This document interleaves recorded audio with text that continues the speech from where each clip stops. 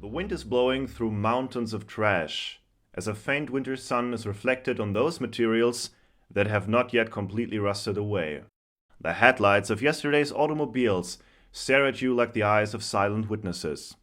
Witnesses to the seemingly endless cycle of production and destruction of items that have found the final stage of what they call the product life cycle, here at this scrapyard in Germany. And once again you find me here, navigating through these mountains on the hunt for tools and parts, items that have ended up here before their time. So come and follow me along as I repair, reuse and repurpose. And this time I'm not only looking for tools, but also for building materials for a foundry that will allow me to extend my ability to make my own replacement parts for future repairs. So let's see then what we can find here today.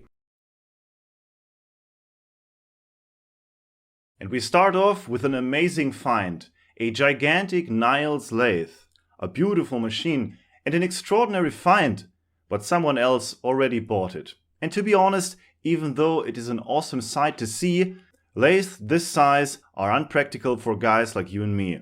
Just consider the hassle and cost for transportation alone. But I'm happy to hear that it is not going to be scrapped. And this looks like it used to be a trailer. And what do we have down here in this bathtub? A pretty big bench grinder, and this is the first item that I will take home today. And on this pile of junk we find a chisel from a Demolition Hammer. And I'm keeping this one. I think we can maybe work this into a cool tool or blade in my forge. And here we have what seems to be a bunch of silent air compressor pumps. And I first thought that this could be awesome, since I really like working on compressors, but the pumps are broken and important parts are missing. And here we find huge steel cables and hooks, probably from a crane. And at first I wasn't sure what this trashed vehicle here was, but then I recognized that these are the remains of an articulated bus, with this part being the pivoting joint, if I'm not mistaken.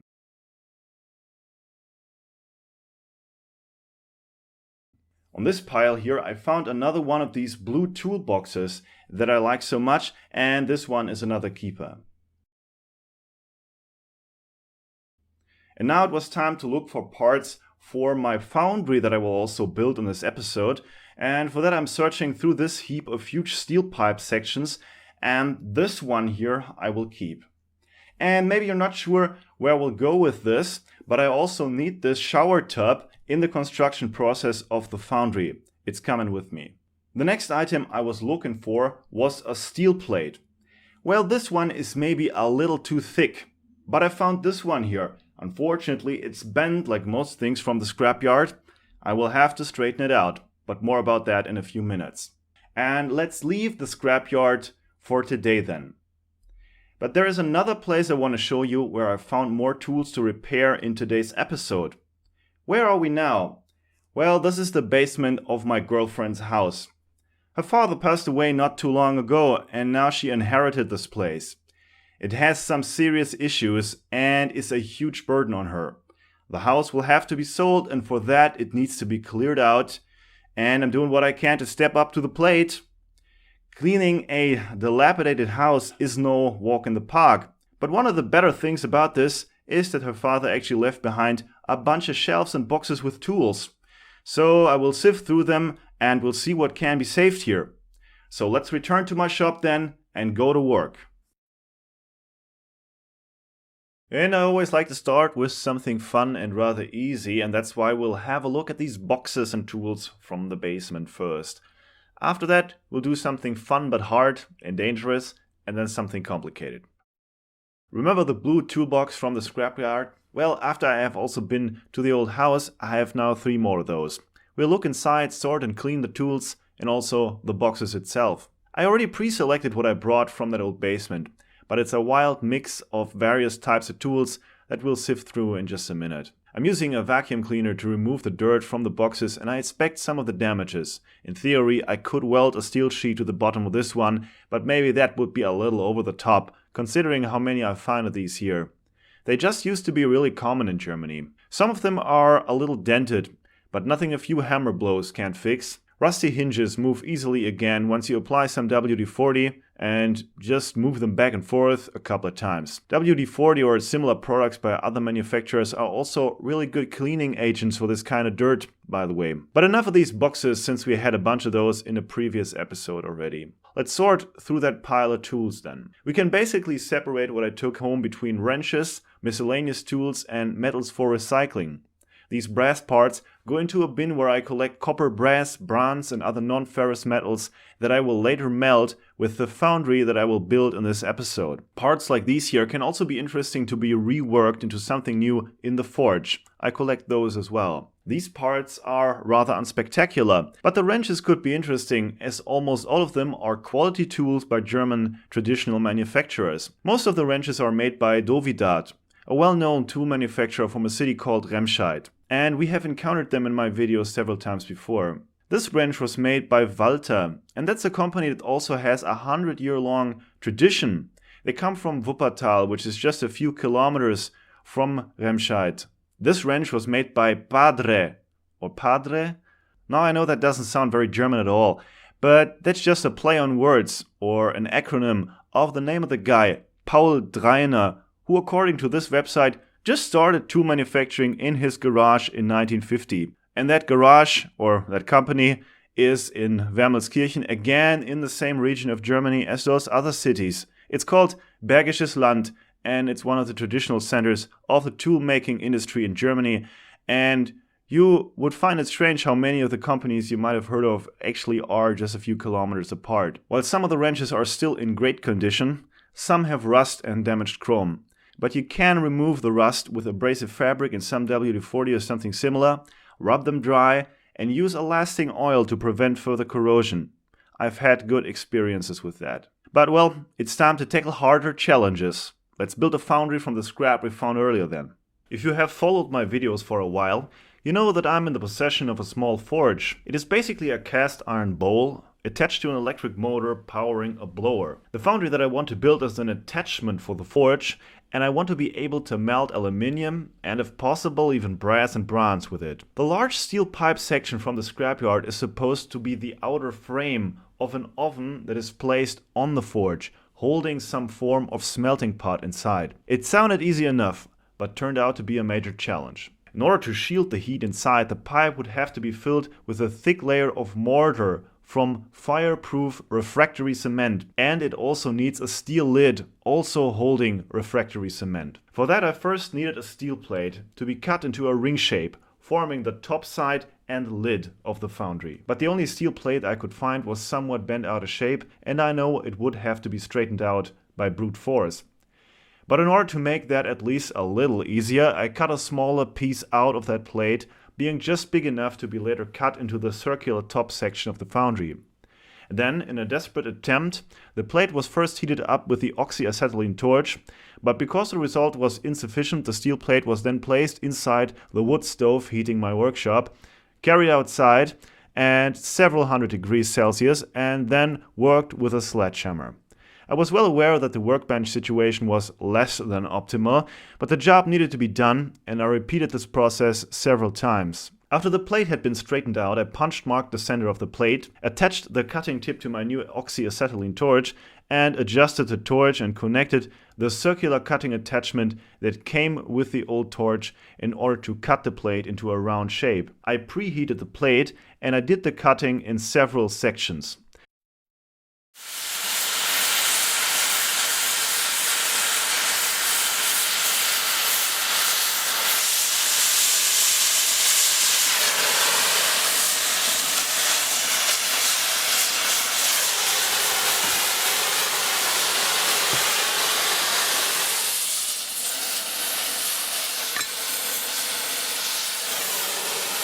Considering that I had almost no prior experience with the cutting torch, I was satisfied with the result. But that was just the outer shape. I also wanted to part this now circular plate into an outer ring and an inner lid. And since I was running low on both acetylene and oxygen and found the circular cutting tool rather hard to work with, I decided to pre-drill the cut into the plate with the help of my drill press. Now the ring was placed onto the pipe section that will act as the foundry's outer wall, and TIG welded to it with one continuous seam.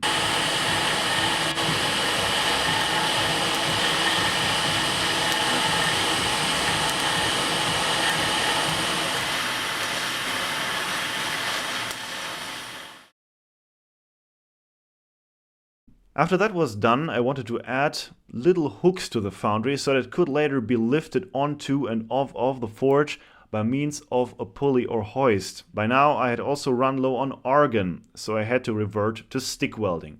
I did the same thing with the lid, and both the lid and the body of the foundry were equipped with these little mounting plates here, the function of which will be obvious to you in just a few minutes. Small pieces of steel were also welded to the inside of the pipe section. Their purpose is to ensure a better connection between the steel and the refractory cement. Now a piece of steel sheet, in this case zinc plated, even though that wouldn't have been necessary by any means, is riveted to the lid and to the inside of the steel pipe. These sheets will hold the cement or mortar during the curing process. The rivets are made from aluminium, a good choice as you will see later. Now the shower tub from the scrapyard comes into play. A bunch of rusty steel tubes, also from the scrap, are used to build a support for the tub. It will keep a safe distance between it and the ground. They are welded together and the tub is brought outside. What is this good for? You'll see in a minute. In the meantime, a ready-to-use fire cement mixture, in Germany and Austria known as Hafner Mörtel Universal, is mixed with water and prepared. Old bricks are smashed into pieces, known as grog, and added to the mixture. While the mixture sits for an hour or so, firewood, also from the trash, is prepared. Now the refractory cement is added to the lid. In this case, the layer is about 5 centimeters thick. It is made sure that the layer is compacted or rammed and that air pockets are minimized. The lid is placed into a kitchen oven. It is set to 100 degrees Celsius for 2 hours, or at least as long as it takes, so that no more steam is rising from the cement. Then the oven is put to its maximum temperature of 250 degrees Celsius for several hours. Now the foundry to be is placed into the shower tub, supported by 3 bricks, ensuring a draft, and it is carefully filled with the mortar. I added it by layers of just a few centimeters, then I make sure to compact or ram the cement down, again in order to minimize air bubbles and other possible irregularities in the cement. Now a wood fire is started inside the shower tub. This is known as the curing of the refractory cement, and in this case I keep the fire burning for at least 8 hours straight, starting at a mild fire, waiting for the steam to stop rising from the mortar, then rapidly increasing the intensity of the fire well into the night.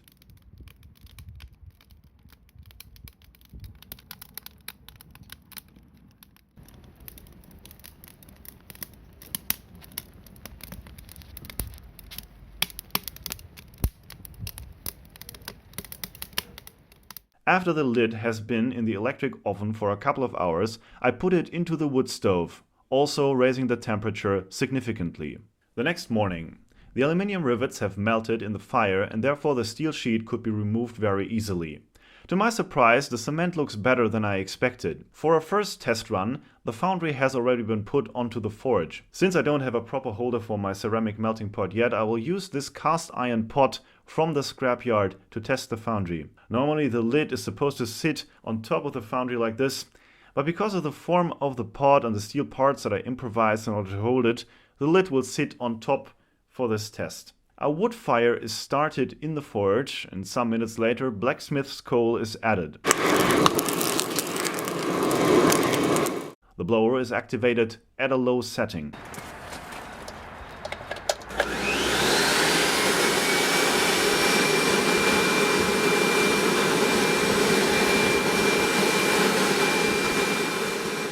After the forge has been going for a while, some aluminium scrap is added into the cast iron pot. And now and again I check if the aluminium is melting already as the pot heats up visibly.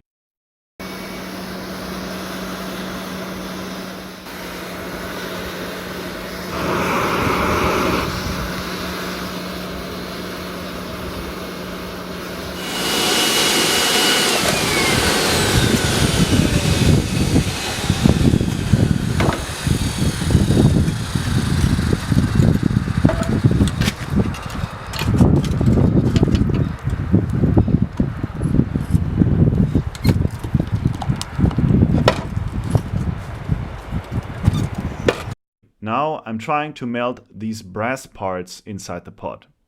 Since the pot doesn't seem to be getting hot enough with the small amount of coal I first used, I add way more and run the blower at maximum power.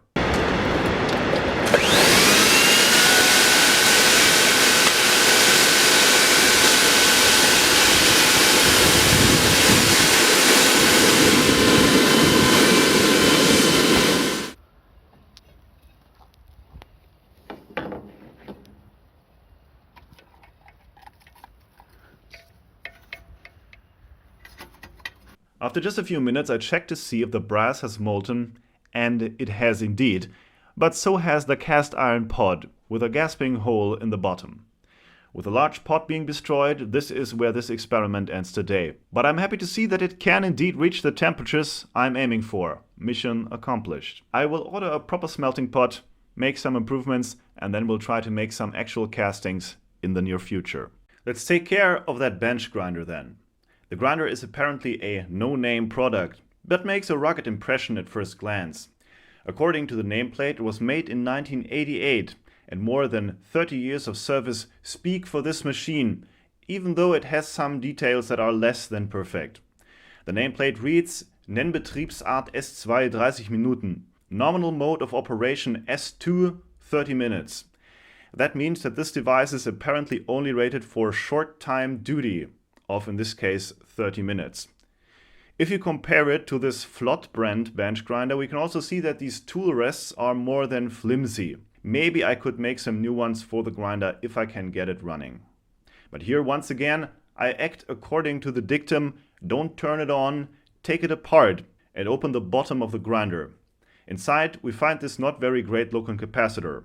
It's rated at 80 microfarads, and for a motor capacitor with that kind of rated capacitance, it is very small. Since I want to rule it out as a future problem source, I connect this brand new 100 microfarads motor capacitor. The old capacitor has a plus-minus 30% tolerance. 100 microfarad is okay for a replacement then. But if I would use this capacitor permanently, I would have to mount it on the outside of the enclosure.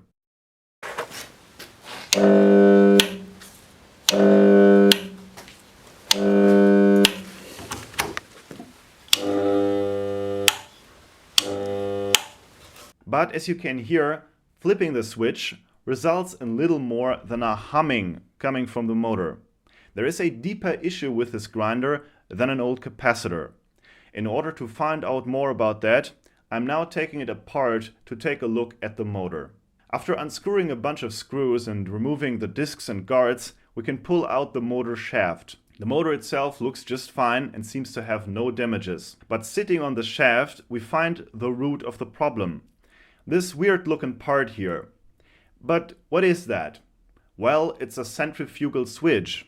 It opens when the motor has started up, opening this contact here, disconnecting the capacitor.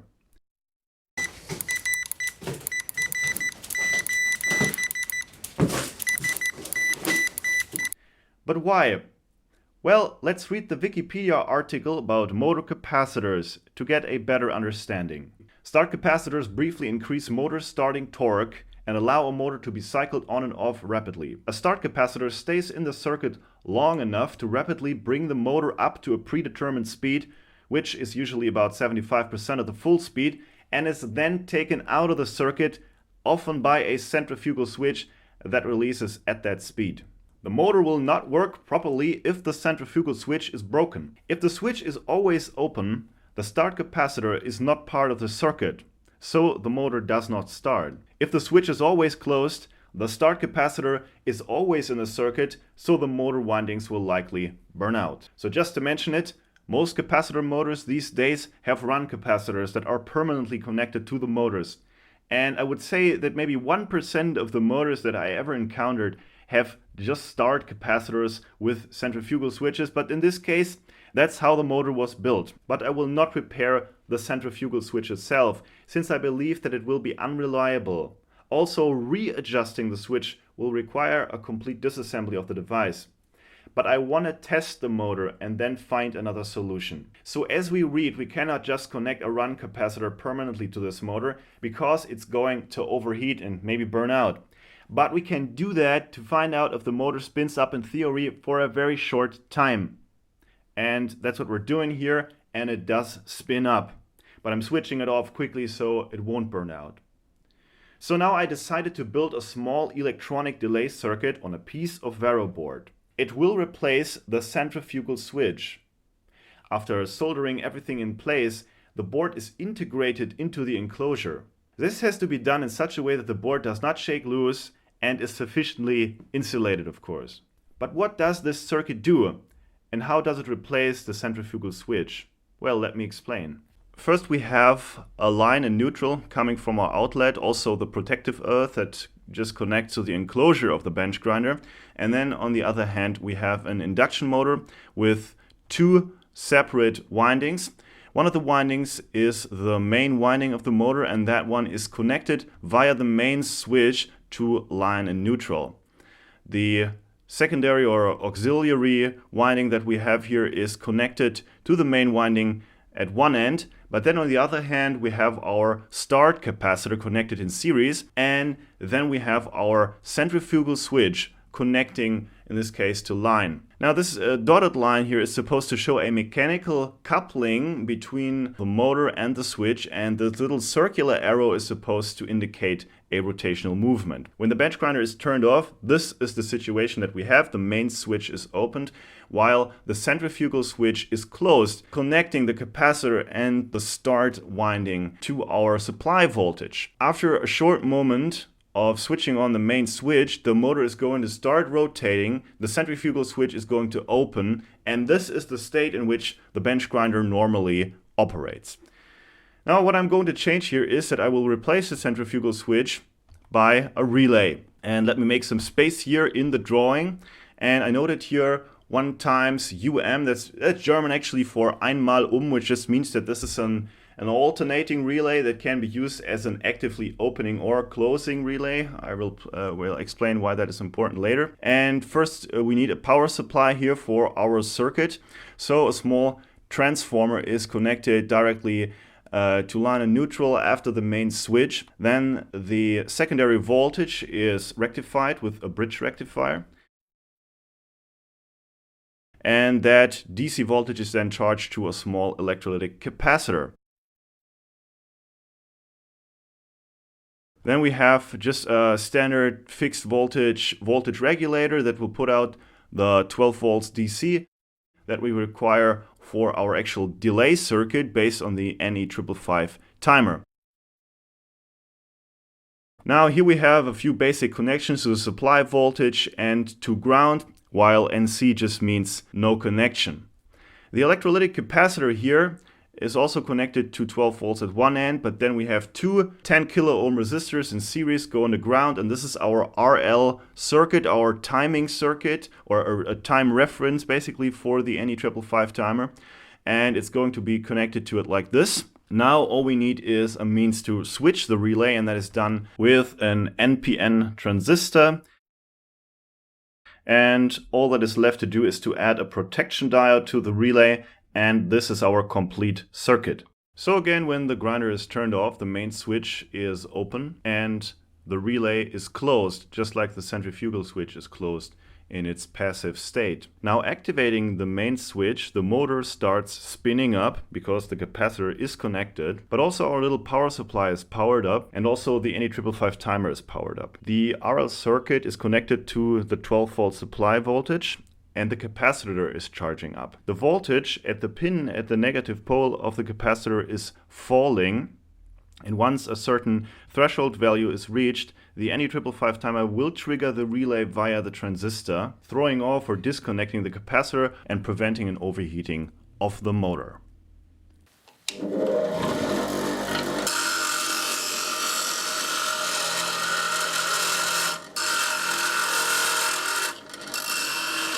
So that was the 10th episode in the Scrapyard Repair-A-Thon, and I know we had a wide variety of topics here today, and you can expect more of that because I really like doing them, even though they are a lot of work. So if you like this and if you want to see more, please give this a like. And if you want to help this channel to produce more videos, please consider visiting my Patreon and become a supporter. And I promise you that this time you won't have to wait that long for a new episode. I just took a break after Christmas, that was on purpose, and then in February I kind of had a hard time to get back into a good routine, but that's also partially because a lot of things happened in my private life, as I kind of talked about in the beginning of this video. But I'm back to work and I spend most of my time over the past 3 weeks or so in the shop, and new videos are in the making. See you soon.